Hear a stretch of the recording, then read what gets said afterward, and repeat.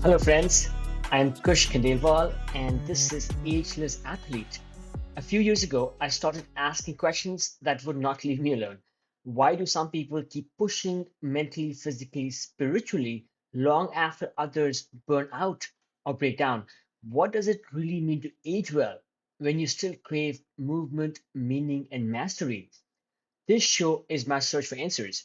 Each week, I talk to elite athletes, everyday adventurers, and pioneering researchers who are stretching the limits of what's possible across age, injury, illness, and self doubt. You will hear hard won lessons, untold stories, and science backed strategies for building a body and mindset that lasts. For those of us joining for the first time, welcome to the show. For the rest, thank you for joining us again. Time is our most valuable asset, and I deeply appreciate you giving me your time today.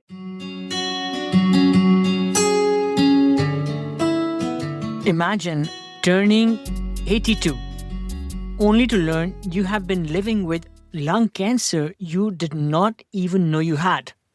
For most of us, that news would stop everything in its tracks.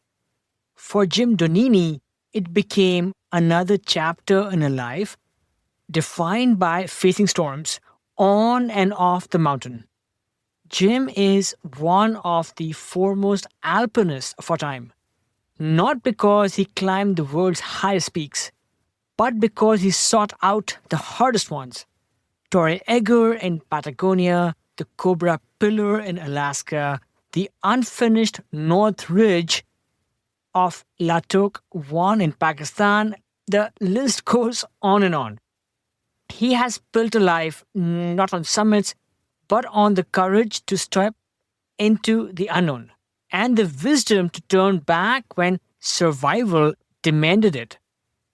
In this first part of a two-part conversation, Jim opens up about receiving his cancer diagnosis, how he is approaching it with the same directness he once brought to multi-week storms while trying to get up remote peaks in the Karakoram, and why he never lost motivation to keep climbing in his 50s, 60s, and deep into his 70s, and now his 80s. Yes, it is incredible. Jim's infectious energy for climbing is almost childlike. Yeah, I was astounded by just his optimism and his stoke. And we talk about his early days in Yosemite, his distinct climbing style, and his core philosophy. Getting to the top is optional, getting back down is mandatory.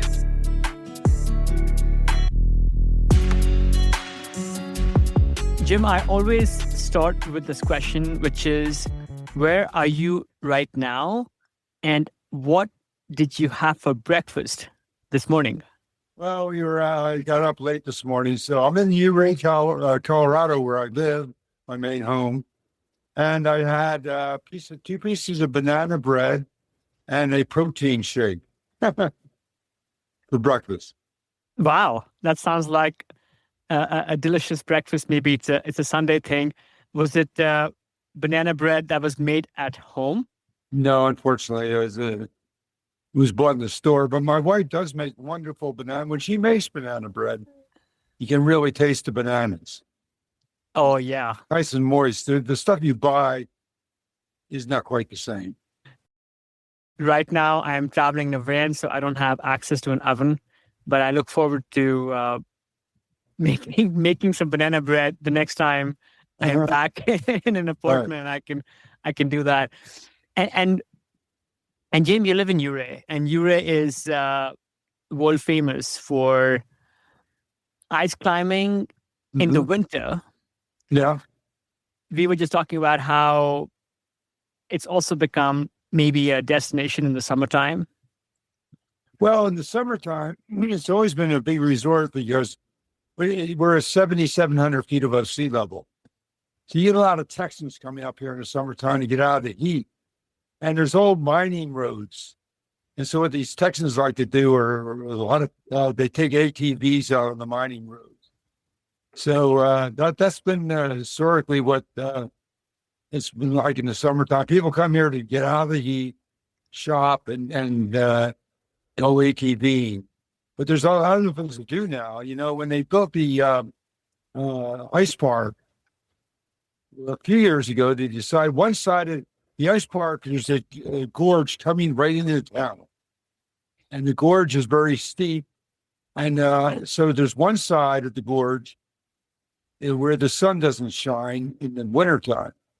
And there's an old pipe coming down at the top of that side of the gorge from the old mining days. And about 25, 30 years ago, some local climbers noticed that wherever the pipe sprung a leak, the water would drip down and freeze because there was no sun. So now they have a completely sophisticated system, and that side of the gorge has about 200 ice rinks and mixed rinks. So it's super popular in the wintertime because one thing about ice climbing, technically I think it's the easiest climbing because you have these very sophisticated tools, but also it's probably the biggest difference between leading and following, I think, is in ice climbing. The smallest difference is probably in sport climbing and track climbing, but in ice climbing, you don't want to fall because you have all these sharp tools and crampons. In fact, of the thousands of ice climbs I've done in my life, I've taken one 10-foot fall ever. That's it. Oh, wow. But with the ice park, you can set up top ropes. So you get these people, you get a couple hundred people during the day, and they're top roping ice, and that makes them feel much more comfortable. But one of the reasons I live here is because, okay, you've got the ice park, but there's great sport climbing here. It's not well known, but there's about maybe 300 routes, and they're on three different types of rock. They're on limestone, sandstone, and quartzite. There's no track climbing here, but there's track climbing nearby. An hour away or 2 hours away, depending which side you go to, is the Black Canyon of the Gunnison. And to me, that's the best multi-pitch track climbing in the country. I call it Yosemite with an attitude. Wow. Then the other That's thing, quite an honor to bestow. well, it's a little more intimidating than Yosemite. You have to go down into the gorge. It's dark and walls are really steep. And there's no comfortized routes. In Yosemite, they comfortize the routes by they put in 2 bolts for every belay station. Well, you're not going to find that in the Black Canyon and Gunnison. No belay station. You have to make all of your belay stations. And it's got a reputation for being a little bit spicy, run out, and maybe some loose rock. There is loose rock, of course, but there's quite a few routes where the rock is perfect. Like my favorite climb of its grade in the country is the Scenic Cruise. It's 13 pitches of perfect crack climbing, old school 10 plus, and it's just a perfect climb. No bad rock. A little spicy, but not too bad. Sure. And Jim, if you say it's a little bit spicy, then I think for the rest of us, yes, I'm sure it packs a punch. I haven't yet been to climb at the Black Canyon yet.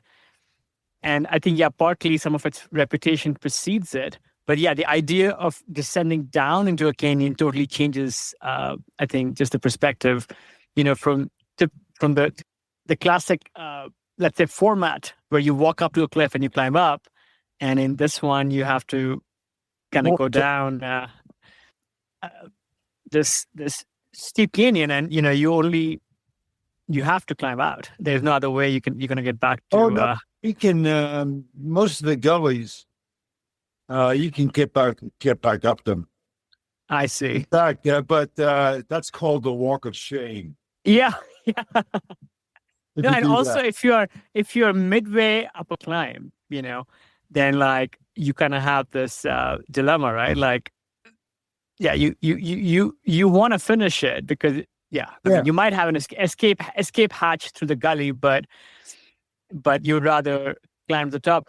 Jim, Yeah, I want to talk about. I know that this recent stretch has been a little challenging for you, just based on some of the conversations we had recently.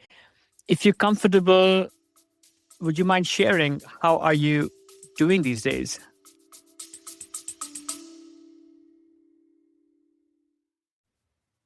I've been thinking a lot about energy, not just in training, but in recovery, in focus, in how we age. So when I came across NutriSense, it hit home. It's a program that pairs a 24 by 7 glucose biosensor with a dedicated dietitian to help you understand how your body responds to food, stress, sleep, and movement, and then act on the data. I chose it because I wanted something real, not another hack or one size fits all plan, just honest insight into what's actually going on inside me and how to build habits that last. NutriSense has helped over 150,000 people take that step. And if you want to try it, you can get 33% off your first month with code Ageless15 at nutrisense.io. Again, that's nutrisense.io, code Ageless15. You can also find this information on the show notes for this episode.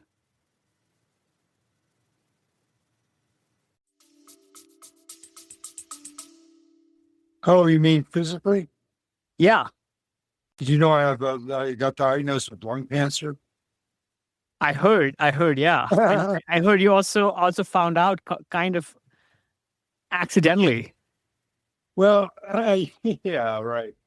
Well, I turned 82 last July 23rd in Teton. Up through that, I have, in fact, done some of my best technical alpine first ascents in my 50s and even early 60s. So people knew me, for climbing at a fairly difficult level later on in life. And I think one of the reasons I've been able to do that is because I've never lost interest. I always had motivation. But from a genetic standpoint, I was blessed with the fact that I don't have any joint problems, no arthritis. A lot of climbers like me who have been climbing for a long time, they end up with sore elbow problems, shoulder problems, back problems. Jay Smith is a really good climber, 10 years younger than me, and I climb a lot with him. He's still very strong, but he's dealing with really severe arthritis problems. So I never had to stop climbing because I had a sore elbow or a bad knee. And if you never stop climbing, you stay in good shape. But, then about 3 or 4 years ago, I got back from the Karakoram and I was doing a little hike with some local friends. And I felt really weird. My balance was off. And then it got worse and worse over the intervening months. And it was just, I noticed too that my fine motor skills, like buttoning my shirt, signing my name, that got a little bit more difficult. And I'm thinking, what's going on here? And then my climbing was affected because my balance was wrong. So I wasn't using my feet correctly. And then I finally got a diagnosis. I had Parkinson's disease. That was 3 years ago. The reason I never thought I had Parkinson's is because I never had hand tremors. And so I have a fairly mild case of Parkinson's. So I started taking dopamine 3 times a day, and that all the symptoms pretty much went away. Within 2 or 3 days, I could button my shirt, I could sign my name. And so it was wasn't thinking too much about Parkinson's. And then 6 weeks ago, I came back from a road trip where I went climbing the City of Rocks, and I went to Seattle, did some book signings. I got back home, TV was on, and I'm in the living room doing some exercises. I have like a thing that's like a 6-foot rubber tube with handles on the end. So you step on it and you go like this, and you do curls. But it doesn't create much pressure, so you can do the curls very quickly. So I'm doing these curls like this, and all of a sudden, I hear a snap. And I feel this incredible pain, like somebody hit me on the elbow with a hammer. And it was incredible. So I went right to the emergency room. My wife took me Turns out I broke my humerus bone on this arm where it meets the elbow. Now, when I heard the snap, I thought that maybe the tube of the thing that I was using broke, and that I thought maybe the hard plastic handle came around and hit my elbow. But when I got back home, it was intact. So the snap there was my bone breaking. So it turns out it was what they call a pathological break, meaning that the force I was using would not have been sufficient to break a healthy bone. So they found out that the reason my bone broke is because I had lung cancer that had metastasized to my freaking bone. So here I am 6 weeks later, and I would not, if I hadn't broken my arm and hadn't found that out, I would still not know I had lung cancer. Wow. But on the other hand, there are symptoms. 3 months ago, I went to Red Rocks for a week with George Lowe, my climbing partner. And I've always been really good at walking uphill a pack song because I was a distance runner and I've always had good endurance. I noticed that my approach is I was breathing much harder than I normally would going the uphills. And then the other thing I noticed was that, I just didn't have as much energy. But these are symptoms that I say, well, maybe I'm just getting old and I'm out of shape. But obviously it was because of the lung cancer. So, Wow. But the one good thing about it is that in this day and age, the treatments they've come up with are much, much better than they were. My wife, in fact, was a cancer researcher at MD Anderson in Houston when I met her. So she's been a terrific help, not only in driving me around, but in talking to the doctors and the oncologists about what's going on. So they did a lot of genetic testing, and they found that I had this thing that they were able to do. They're going to be able to do what they call targeted treatment. So I go up to Huntsman Cancer Center in Salt Lake this coming Tuesday, and they're going to start giving me a pill, which will treat hopefully the cancer, and I may be able to get out of this without having surgery or without having chemo. Hopefully, I hope so. Yes. Looking forward to getting up there and getting this pill. It's supposed to be the oncologist that I was talking to him. He said, when we put people on this pill, it's really amazing how many people tell us within a few days to a week of getting it, how much better they feel. So I'm looking forward to it because I don't feel really great right now. I don't have much drive right now. I usually have a lot of drive and a lot of energy, but I'm kind of feeling blah. But hopefully, I'm looking forward to getting back into climbing again. Even though I'm in my 80s now, something I love doing. Jim, well, firstly, thank you again for making time to talk to us in the middle of this, this journey that you are going through medically. Wishing you the best, and hopefully, neither chemo nor surgery sound like appealing options. So hopefully, this other treatment is going to work. Right. Yeah, and I'm sure I believe you when you say you are not feeling too well, but you look great, and it's all relative. And yes. I want to talk about another place that is dear to your heart, and you mentioned it, which is the Karakoram. And you've had a long history with that place, the mountains, and the climbing there. And I actually had Thomas Huber on the show last year, and Thomas was getting ready for his trip to Pakistan right before I spoke with him. And he mentioned that you would be joining him on that trip. That's right. And I was amazed. And then I think later on, I saw some media of you celebrating, I think, your birthday up in the mountains. So, what pulled you back to the Karakoram last year? I think you were turning 81.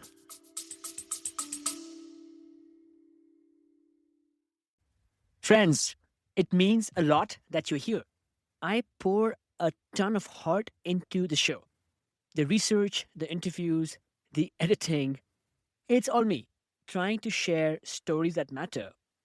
If Ageless Athlete has ever made you feel seen, inspired you, or just kept you company on a long drive, or better, over a run or a bike ride, I would be so grateful if you considered supporting it. Even a small amount helps keep it going, helps keep bringing the show to you for free. You can chip in at buymeacoffee.com/agelessathlete. Again, buymeacoffee.com/agelessathlete. You can find the link on the show notes as well. Thank you for listening and for being part of this. Well, so my focus has been alpine climbing, and my focus has been technical climbing. I don't care if I'll never climb an 8,000 meter peak, because every 8,000 meter peak has a non-technical route where you're just kicking steps in the snow, even K2.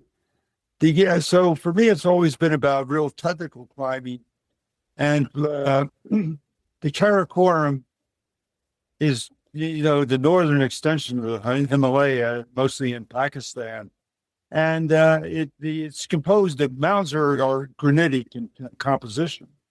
So since they're granitic, when they wear down, they stay steeper. So the mountains in Karakoram, and generally speaking, are more technical than the mountains in Nepal, for example.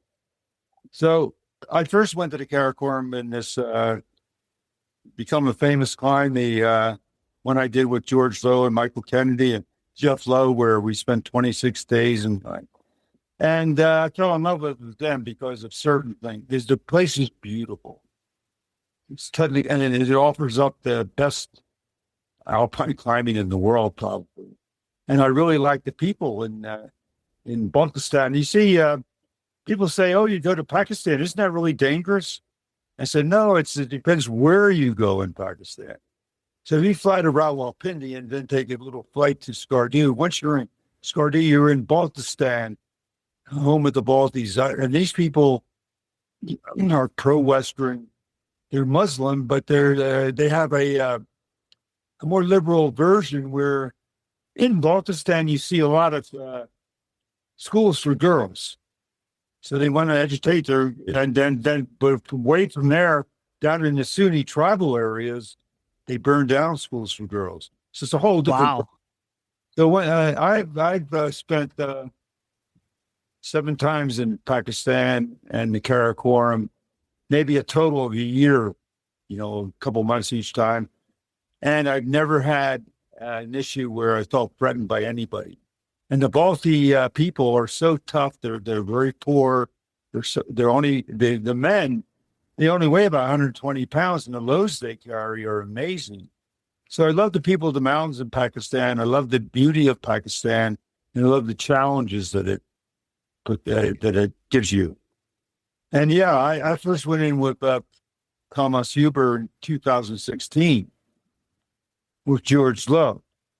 So what happened is, when we came down from our climb on Lake Talk in 1978, we were very near the summit, but we were really caught in a bunch of storms on the route. So we started out, 4 of us, with 14 days of food, or 12 days of food. We ended up spending 26 days on the route because we got caught in storms low down and storms high up. And so we're really close to the summit. We know that for the first time we could dig a snow cave. The face was so steep, climbing was so steep, you don't get any snow buildup. So we had a lot of bivouacs which were right out in the open, no tent, nothing. Luckily, during those times, we didn't have bad storm. So we finally get quite high. We know we're only a few hundred feet from the summit. And we know that there's a big mound of snow. So Jeff Lowe and I are digging a snow cave while George and Michael put up a fixed rope on a head wall, 200-foot head wall, right by we're going to have the snow cave. So we think we got it because the idea is we're going to spend the night in the snow cave and leave all of our gear there, get up in the morning, humor up to fixed ropes, tag the summit, come back down to the snow cave, and then start down outside. But even though we're low on food, we're low on fuel, we lost a lot of energy and strength, but we still think we can do it. Two things happen while we're digging the snow cave. A big storm starts coming in from the southwest, and Jeff Lowe gets ill. So the next day, we're in the snow cave. Jeff is in and out of consciousness. He's delirious. We're at 23,000 feet, and then it's storming. So, make a long story short, we end up eventually trying to go to the summit. Jeff gets really, he becomes unconscious on a belay ledge. We spent the rest of the day getting him down to the snow cave. Now we know it's over. We have to go down, and we have this epic 4-day descent. So the fact that we didn't make the summit of the climb made it famous because, think about it, that climb, if we had done it in 1978, it would have been the most difficult climb in the Himalayas without fixed ropes, without siege tactic. But the fact that if we had made it, it would be considered just a really hard climb, but no one else would go on it because the kinds of climbers that could do a climb like that are climbers that want to do their own post descent. But the fact that we left that little tiny bit open at the top, we didn't get to the top. We left the climb open for a lot of other trips. And then the next, from 1978 to 2017, 35 expeditions went in to climb our route. And until 2017, nobody got within 2,000 feet over our high point. I'm going, what? What's going on? Every time I heard about who was going to go in, I'd say, well, they're really good. They're stronger than we are. They have much better gear, now they'll do it. And no, they didn't do it. No. So nobody got within 2,000 feet or higher. I'm thinking, what's going on here? Is there some evil mountain goddess casting a spell? Mm-hmm.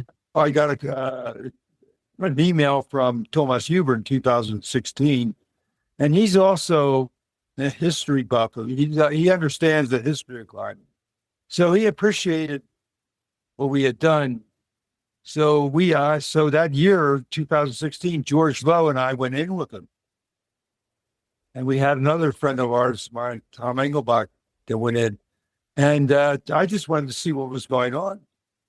And it was incredible. And while he had two young Germans with him that were very good climbers, but by the time we were in position to climb and everything. By the way, when that happened, there were two climbers from Salt Lake City that were trying to climb this big face on the Ogre 2, and Kyle Dempster and Scott Adamson. I talked to Kyle Dempster a week before he left. They went in 2 weeks before us. And so when we got there, we knew that they were there. Their liaison, their guide before came down. He heard he came down an hour from their base camp. When we got there, a storm came, not really a bad storm, but all of a sudden you couldn't see the peaks. Gafour came down and said that that he had seen their lights very high on the climb the day before. He said, they'll be down in 2 or 3 days. Well, as you know, they never got down. We never found their bodies. They perished. So things like that happened. And it turns out that when we got a really good window of weather, George and Tom Engelbach and myself, we were there to see what was going on, but also to do our own climbing. So there was a little 6,000 meter peak down Glacier. So we went down to try and do that, and we got very high on the peak. And here we were, George and I and Michael and Tom Engelbach, and we're very high. We can see the summit. We can make the summit. But it's late in the year by then. It's late September, and even though the weather was perfect, it was cold. And even in all of our down in the sun with no wind, it felt cold. So we could see we could make the summer. We also realized that we would have to have a bivouac in the dark without sleeping bags. Well, we were in our 70s, mid 70s. And we said to each other, well, maybe a few years earlier, we would have suffered a bivouac like that, but nah, I'm not going to do that. So we went down, and I got back to base camp before everyone else. The weather was still perfect. And there was Thomas Hubert.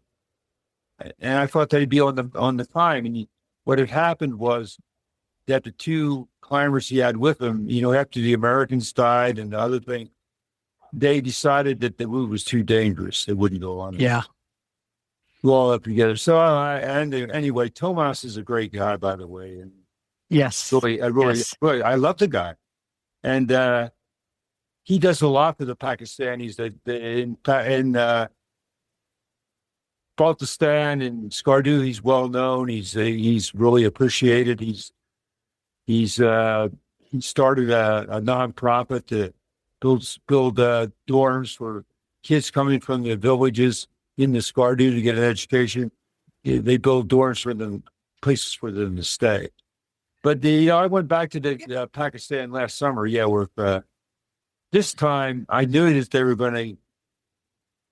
The two partners he had were two American friends of mine, Tad McRae and John Griffin. I had done a couple of first ascents with Tad McRae, and we did one in 2016, an unclimbed peak in Patagonia, in 2017. When I did it in 2017, I was 74. He's 42 years younger. But it reminded me. So we became good friends, and so Huber decided he wanted to go with Pat McRae and John Griffin. And I knew that they wouldn't get cold feet. They'd go on the mountain. So I went in with them. And for the first time in Pakistan, the first time ever, I got a stomach bug. Oh, no. Yeah. So here I am at 15,000 feet of base camp, and I can't keep any food down. Oh, gosh. And so I had gone in. Also, Jeff Powder, who wrote my biography, he came in too because he wanted to see he wanted to see the Lake Talk surf. I told him about it. He had been to Nepal several times. When he got in and he saw on the Choctaw Glacier, you're there, and what you look at to your left is Lake Talk 3, Lake Talk 1, Ogre 2, and the Ogre. Yeah. Yeah. And those four mountains are among the hardest mountains in the world to climb. And so he was blown away by it. And he had to go out 1 week. I was going to stay for a couple of weeks. And Sure. But he had to go out after a week because of business concerns. So I felt so bad with the not being able to keep my food down. I went out with him. I went back to Skardu. So I got to Skardu 9 days early. I was originally going to get to Skardu and then fly to Munich and meet my wife. So here I am in Skardu, not feeling very good with a stomach problem. I emailed her and I said, "Get me to Slovenia." On Turkish Airlines, Slovenia. And I have a good friend here, Silvo Caro. Do you know that name? I think so. I've heard the name. Yeah. He's a famous alpinist in Slovenia that has Yeah. Here he has a film festival. So he's a good friend of mine. So he picked me up at the airport, took me to his home in the Mediterranean. For 9 days, he fed me really good meals, and he made me eat ice cream twice a day. So by the time my wife got out and picked me up, I was semi-recovered. That's funny. Yeah. I mean, I can imagine that contrast from Balti food at 15,000 feet in the Himalayas to Slovenian high cuisine by the water. Uh-huh. Jim, I grew up exploring the Indian Himalayas. Yeah. And to some degree, Nepal as well. But exploring the Karakoram, I think it will remain a pipe dream because I was born in India. And even though I hold a US passport now, Pakistan will not give me a visa, I think, to explore that part of the world. So I just have to live vicariously through stories like yours.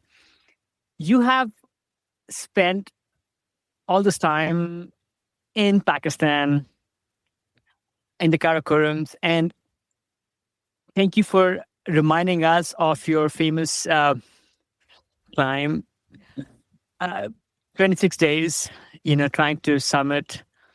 One thing in alpine climbing is knowing when to turn back. And I mean, that decision can be as critical or even more critical than pushing on. So your legacy has been defined, I think, maybe in equal parts, not just on climbs you have completed, Yeah. but on just climbs you've attempted. So how do you make that call? Like, is there like a rubric that you use? Because there's so much effort, sacrifice that goes into realizing this vision. You go climb in the Karakorams or Patagonia with this team that comes together. So, how difficult is that decision, and how do you go about making it? Well, okay. I was born in 1943, and my father was a college professor. We lived in Philadelphia. I was born in Philadelphia. So when I was growing up, when I was 10 years old, 1953, I remember hearing about Everest being climbed for the first time. And I thought, oh, because my father was a history professor. He didn't travel much, but he got me reading when I was very young, books on exploration. In Pennsylvania, Philadelphia, in the late 50s, early 60s, you never heard about climbing. There weren't climbing gyms, so I didn't know anything about climbing. But I wanted to be an explorer. I really wanted to, and I thought to myself, oh my God, it's 1958. Everything's been explored. And then I got into climbing accidentally. And it was a tragedy that got me into it, actually. I finished my freshman year at university. And during the summer, I drove up to the Poconos. There's supposedly mountains in Pennsylvania. They're only 2,500 feet high. We drove up. I have three friends with me. We drove up to the Poconos for the weekend. We're coming back Sunday evening, and I'm driving. It's late at night, and everybody in the car is asleep but me. I'm driving. My last memory is rolling down my window because I was, needed to get some fresh air. Then I woke up. I had fallen asleep and hit a bridge. There were lights all around me. I had been knocked out by the steering wheel, but not badly hurt. And my best friend who was sitting next to me was killed, and another friend in the back. So I'm 19 years old. I've had an car accident, and my best friend is killed. So I quit school, joined the Army, maybe to punish myself. I don't know. And in 1962, when I joined the Army, Special Forces had just been, Green Berets, that had just started. So when I got in the Army, I decided I might as well make it interesting. So I ended up getting into Special Forces, the Special Forces A detachment. And we were training for a mission in North Carolina in the mountains in 1964. And we're way back in the mountains, and we have two British climbers from the British SAS, which is their special forces. We're taking a day off, and there was a cliff nearby.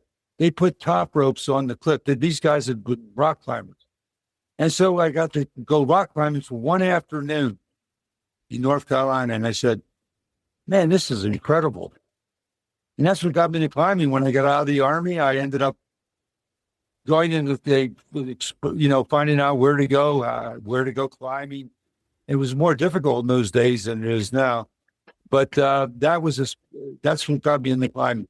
All of a sudden, I realized when I got into climbing, so I started climbing around Philadelphia. There's little rock cliffs, not very good. Then I went to the Tetons in Wyoming because that was in the early 60s. Climbers, there weren't as many places to go climbing. There was no sport climbing. So mostly in the East Coast, you have people climbing in North Conway and the Schwangunks, and then Yosemite, and then Boulder, Colorado, But everybody, a lot of climbers would go to the Tetons in the summertime. So I went there and I realized that I could now fulfill my exploratory urge, because now on a micro level, I can go someplace and climb an unclimbed peak. And to me, I could end up spending a night on a ledge no one had ever slept on before. I could be on the summit of something. So to me, that was fulfilling my exploratory urge. And that's so important to me. And that's why I think to be able to keep climbing for a long time, like I have, you have to have physical attributes, and you can't have problems with, well, whatever, but you have to have motivation. And I've always had motivation, even when my climbing level dropped off, because I still were to go back and find unclimbed peaks to climb. So One thing about very important. Yeah, super important. I want to get back to the question of retreat, but one thing. Thanks for reminding us of your early beginnings into the sport. I was reading your excellent biography, "Survival is Not Assured," and one of the things that I, that kind of stuck with me was when you were starting out, like right from your first trip to the Tetons, and then you went to Canada and you did a few things. There seemed to be this confidence in you, and maybe almost bordering on a bit of ebullience. Yeah, right. Where you would just start climbing. You would be using. You would go on a mixed climb, and never having used ice gear, and you would just start going up that climb. Yeah, right. And you did that many times. I mean, this is a far cry from like the careful, like nurturing that happens normally. The mentorship, and you kind of learn things step by step. But you just saw something, and it seemed like you decided to just go for it. And where did you get that kind of I don't know, that gumption from? I don't know, but that has been the case. For example, when I started going to the Teton, climbers that were older, that had been there for a while, they were very, very, climbers would get a reputation. Well, you can't climb that because you have to really work up to it. But, well, I ended up with my buddy, Ross Johnson, who was in Special Forces with me. We were there early when Yvon Chouinard gave his first ice climbing clinic in the Tetons.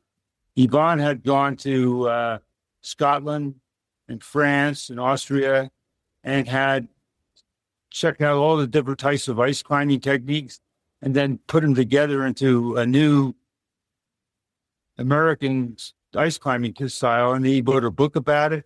And Ross and I went to that first seminar. We were the only rookies there. The others were all climbing rangers But so we took the seminar, and the next day we went out and did the Black Ice Couloir, which was considered the hardest ice climbing at Tetons. And we said, well, okay, it didn't seem too hard.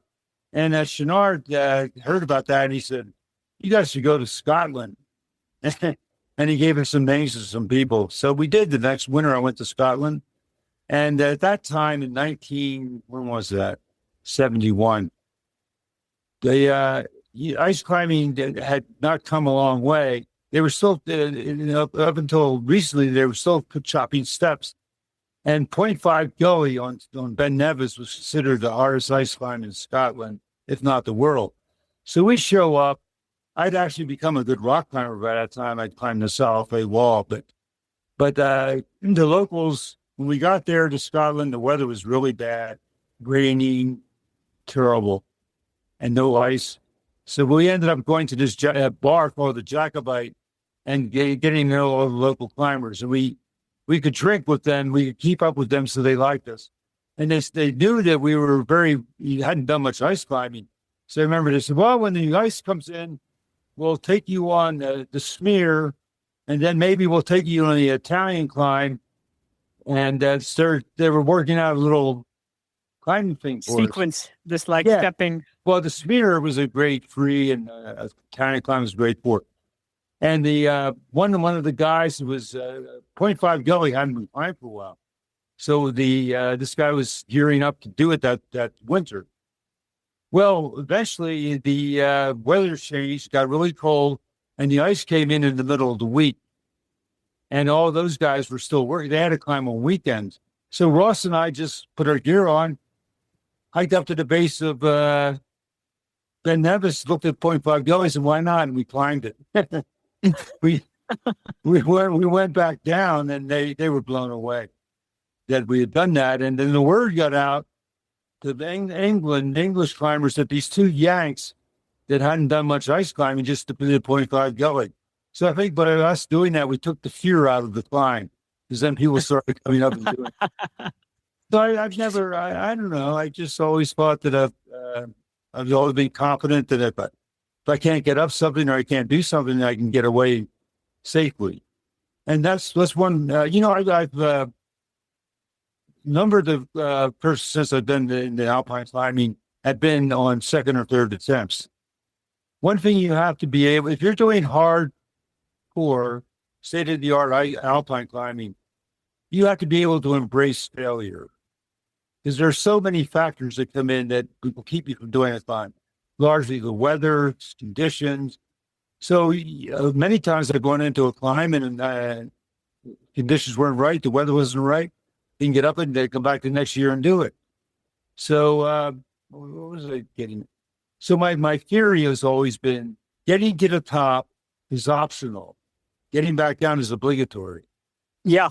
You get back down, you can always go back. If you don't get back down, that's it. You're over. You're done.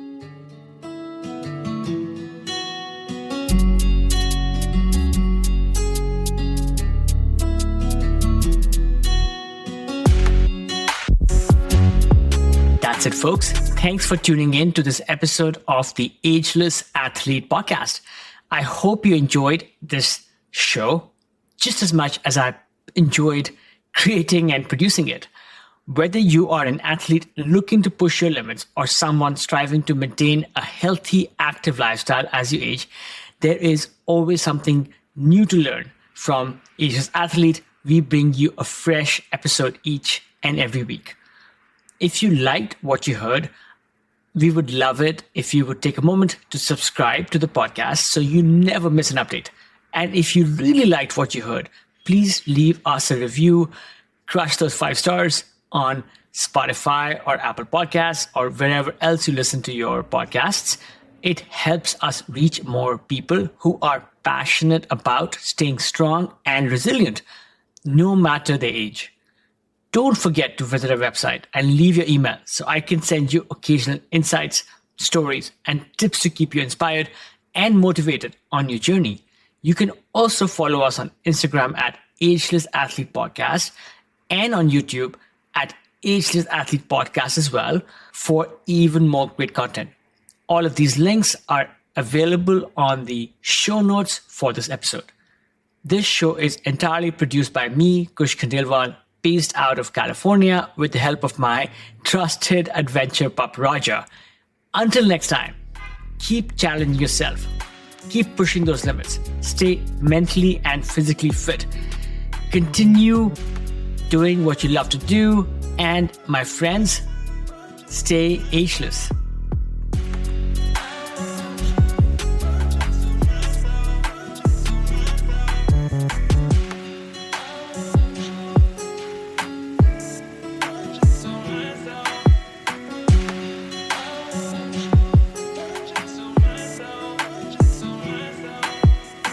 Friends, this is not an ad. This is just a quick message to those amongst us who are listening to Ageless Athlete podcast for the first time. I would love it if you would hit subscribe and follow on your favorite podcast app, whether it's Apple Podcast or Spotify or Stitcher or Overcast or what have you. We bring you stories and routines and other inspiration from elites in the world of the best outdoor sports. In each episode, you will find how these athletes stay connected to the outdoors, maintain peak performance, and continue to thrive as they age. I encourage you to look through prior episodes and listen to a couple and see if they resonate. And then, come back next week. We release an episode each week. And I am really inspired to bring you some of the best stories from the world of the outdoors. Okay, back to the show.